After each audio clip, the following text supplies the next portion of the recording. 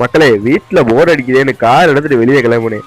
ஆனால் வெளில கிளம்ப நான் சும்மாவா இருப்பேன், எல்லாத்தையும் போட்டு உடச்சிட்டு எல்லாரும் மேலே ஏற்றிட்டு சும்மா தரமாக ஸ்பீடாக போயிட்டு இருப்பேன் மக்களே. பாருங்க இவங்கெல்லாம் சாக வேண்டியதான், சாகுடா அவ்வளோதான். இந்த மாதிரி இடத்தெல்லாம் உடச்சிட்டு போகணும், அதான்டா கார் ஓட்டுறதே பெருசாக லைட்டமே. இதேங்க அங்கே பாருங்க ஒரு போலீஸ்காரன் போயிட்டுருக்கான்.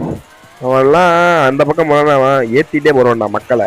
அங்கே பாருங்க பார்த்துட்டான் மக்களை ஏற்றுறத பார்த்துட்டான். இருங்க கைஸ், அங்கே பாருங்க கல் இருக்கு, வீலுக்கு தூக்குவோம், டக்குன்னு தூக்கிட்டு போயிட்டே இருப்பேன் நாட்டுக்கு. ராங் வேலாம் எங்களுக்கு தெரியாது கைஸ், மாட்டுக்கு போகிறது தான்.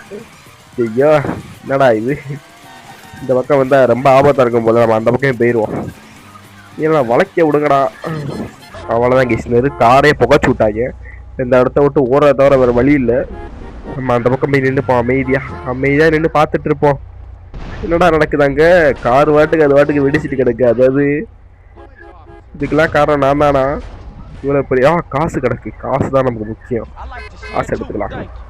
நான் வாட்டுக்கு அமைதியாக நிற்கணும்ல, அமைதியாக நிற்க என்ன பண்ண தெரியுமா, கன்னு எடுத்து காமிப்பேன். டக்குன்னு பார்த்தா அது இந்த போலீஸ்காரன் நேரம் வந்துருச்சு. ஐயோ என்னடான்னு பார்த்தா அவர் சுட ஆரம்பிச்சிட்டாங்க. ஐயோ அம்மா இவன் வேற கன் சத்தம் கேட்டவனே நம்மளை வந்து ஏற்றிட்டு இருக்கான். என்ன பண்றனே தெரியல, போலீஸ்காரன் செத்து போயிட்டான். அப்புறம் பார்த்தா போலீஸ் வண்டி வர சவுண்டு கேட்டுட்டே இருந்துச்சு. எங்க இருந்து கேட்குதுன்னு பார்த்தா இந்த கார்ல இருந்து கேட்டு இருந்திருக்கு போல.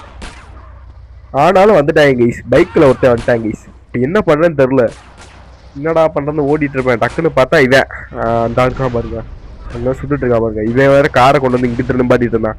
டக்குன்னு இதுக்கு பின்னாடி போய் ஒளிஞ்சு போனோம். இது மேலே ஏறி தப்பிக்கலாம்னு பார்ப்பேன், ஏற முடியல. அப்புறம் என்ன பண்றது தெரியாம பின்னாடி எதுவும் உட்காந்துப்பேன்.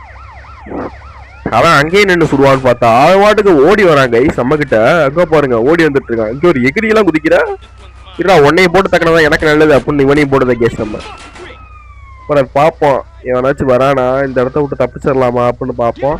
சரி ஓகே, இந்த இடத்த விட்டு தப்பிச்சு போறதா நமக்கு நல்லது, ஏன்னா நமக்கு சேஃப்டி தானே முக்கியம். அப்படின்ட்டு கார் எங்கேயாச்சும் இருக்கான்னு பார்ப்போம். டக்குன்னு பார்த்தா போலீஸ்காரோட பைக்கே இருக்கும், அதே எடுத்துட்டு கிளம்பிடலாம் அப்படின்ட்டு பைக் எடுத்துருவோம்.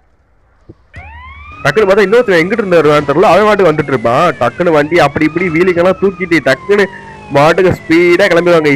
எப்படி அங்கேருந்து தப்பிச்சிட்டோம். இதுக்கப்புறம் எப்படி போனேன்றதை நெக்ஸ்ட் வீடியோவில் பார்க்கலாம். Okay bye.